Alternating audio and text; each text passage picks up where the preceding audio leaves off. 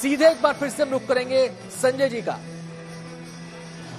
इसके अलावा कई तरह के रूप धरने की कला, जिसे आम भाषा में लोग कहते हैं बहुत लंपट है, लेकिन लंपट बना होना चाहिए, वो भी व्यक्तित्व का एक गुण है।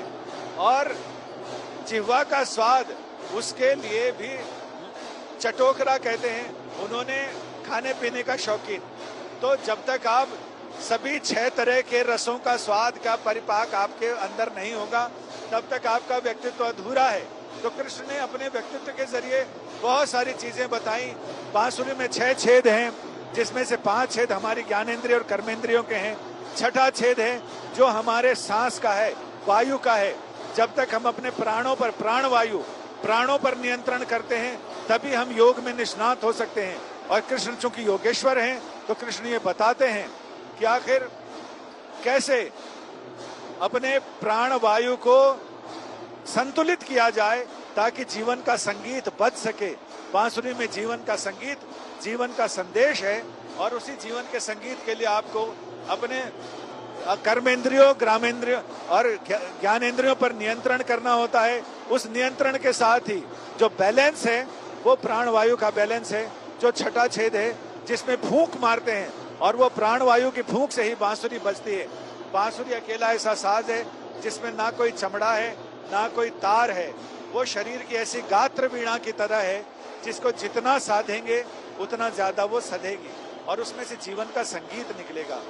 जहां तक संगीत की बात है, तो अब वो क्षण आ गया है जिस समय ये कहते हैं कि नंद घरा नंद भयो, जय हो नंद लाल की, जय हो नंद लाल की, जय कन्हैया लाल की। नंद घरा नंद भयो, जय कन्हैया लाल की। जानन को घोड़ा दिन, बूढ़न को पाल की, जय कन्हैया लाल की, जय कन्हैया लाल की। और घर घर में सोहर गाना शुरू हो गया है। सोहर कहते हैं जब घर में बालक का जन्म हो, तो उसको लाड लडाने के लिए, उसका दुलार करने के लिए जो गीत गाए जाते हैं, जिसमें सद्य प्रसविता माँ की तारीफ होती है, बच्चे की तारीफ होती है, बच्चे को लेकर तरह तरह के सपने बताए जाते हैं, उनकी कल्पना बताई जाती है कि वो बालक को कैसा देखना चाहते हैं, बालक कैसा बने, बच्चे की माँ को आशीर्वाद दिए जाते हैं। तो इसी में पंडित छन्नूलाल मिश्र जी ने एक बहुत प्रचलित सोहर गाया है, जो उनके गाने के बाद ज्यादा प्रचलित हुआ और लोगों को सोहर की सुंदरता, सौंदर्य पता चला। जो पंडित छन्नूलाल मिश्रा जी ने ये सोहर, इसे कहें तो अमर कर दिया है कि सखी सब गावय सोहर, रतिया मनोहर हो। रामा जसोदा के भैले, किशोर जी मुरली मनोहर हो। रामा जसोदा के भैले, किशोर जी मुरली मनोहर हो। कौन रोटाए देनु गैया, कौन रुपया हो। रामा कौन लुटावेला मोहर, रतिया मनोहर हो। नंद जी लुटावे धेनु गैया, ए मैया रुपया हो। रामा गोपिनी लुटावेला मोहर, रतिया मनोहर हो। सखी सब गावय सोहर, रतिया मनोहर हो।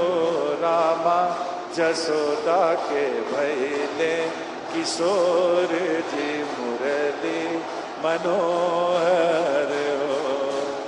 मुरली मनोहर हो, मुरली मनोहर हो। तो अब मुरली मनोहर को कामधेनु गाय के स्तनों की छांव में से, उनके थन की छांव में से अब इधर दूसरे मंच पर लाया जाएगा, जहां उनका पंचामृत से अभिषेक किया जाना है। राम जन्मभूमि श्री कृष्ण जन्मस्थान सेवा संस्थान के सचिव कपिल शर्मा दिखाई पड़ रहे हैं वहां। अब भगवान की चरण चौकी को वहां से लेकर यहाँ लाया जाना है और उस चौकी पर, जिस पर वो रजत चौकी पर विराजमान है, मंदिर के पुजारी उन्हें वहां से लेकर यहाँ कमल के फूल के बीच स्थापित करेंगे और यहाँ उनका पंचामृत से अभिषेक किया जाएगा। जहां तक कृष्ण की बात है तो कृष्ण अपने आप में, ये तो कई बार कहा जा चुका है, इस पर कितने ग्रंथ लिखे जा चुके हैं, कृष्ण का व्यक्तित्व अपने आप में निराला है, अपने आप में अद्भुत है। यानी उन जैसा व्यक्तित्व अभी तक कोई हुआ नहीं। यही वजह है और ना होने के चांस लगते हैं, क्योंकि ये कहते हैं कि न भूतो न भविष्यति, और कृष्ण स्वयं भगवान है, स्वयं ब्रह्म है। तो बस अब ये देखा जाए कि यहाँ श्री कृष्ण जन्म हो चुका है और अब उनके उत्सव चल विग्रह को यहाँ रजत कमल के बीच स्थापित किया जा रहा है और यहाँ इस स्थापना के साथ ही अब उनका पंचामृत से अभिषेक शुरू किया जा रहा है। दक्षिणावर्त शंख है और ये शंख सबसे पहला अभिषेक महंत नृत्य गोपाल दास जी को दिया गया, क्योंकि वो यहाँ के अध्यक्ष हैं। उनके हाथ से स्पर्श करा के अब पंचामृत का अभिषेक यहाँ पर शुरू किया जा रहा है। इसे जन्म अभिषेक, महाभिषेक कहते हैं और यही परंपरा है। कृष्ण भक्ति की परंपरा को लेकर पूरे देश के अलग अलग संप्रदायों, अलग अलग मंदिरों की अलग परंपराएं हैं। जैसे यहाँ भक्तों के सामने अभिषेक किया जाता है। राधा रमण मंदिर में दिन में ही अभिषेक की परंपरा है, यानी गौड़ीय संप्रदाय के जितने मंदिर हैं वहाँ दिन में ही अभिषेक होता है।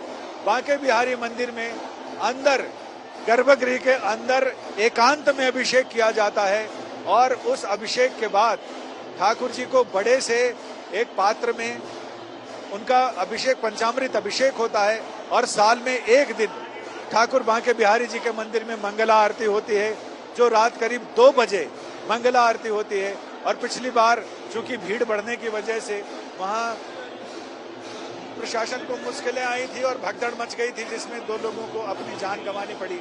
अब प्रशासन सतर्क है। प्रशासन ने इंतजाम बेहतर करने से के बजाय ये तय कर लिया कि वहाँ लोगों की भीड़ कम होने दी जाए।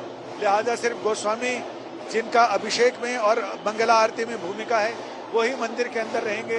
बाकी भक्तों का प्रवेश मंगला आरती के बाद होगा, क्योंकि ये व्यवस्था ऐसी होती है कि मंगला आरती के समय 10 बजे के बाद से ही लोग मंदिर में घुसना शुरू हो जाते हैं और रात 2 बजे तक कोई भी अपनी जगह से टस से मस नहीं होना चाहता। तो ऐसे में भगवान कृष्ण ने जिस तरह से कहीं बंसी बजाई, कहीं बांस बजाया, तो उत्तर प्रदेश प्रशासन ने भी फैसला किया और खासकर मथुरा प्रशासन ने कि लोगों को जमा ही ना होने दिया जाए और मंगला आरती के समय ना भक्त रहें, सिर्फ भगवान के सेवक श्री अंग सेवी सेवायत रहें। और इसके साथ ही मंगला आरती के बाद जब 5 बजे तक दर्शन खुलेंगे तो उस समय लोगों को प्रवेश करने दिया जाएगा। पूरे देश में अलग अलग जगह जन्माष्टमी की परंपराएं, यानी त्योहार तो एक ही दिन होता है लेकिन परंपरा अलग अलग होती है। और अगर हम बात करें तो कम से कम 300 साल 400 साल पुरानी परंपराएं हैं जिनका पालन किया जाता है।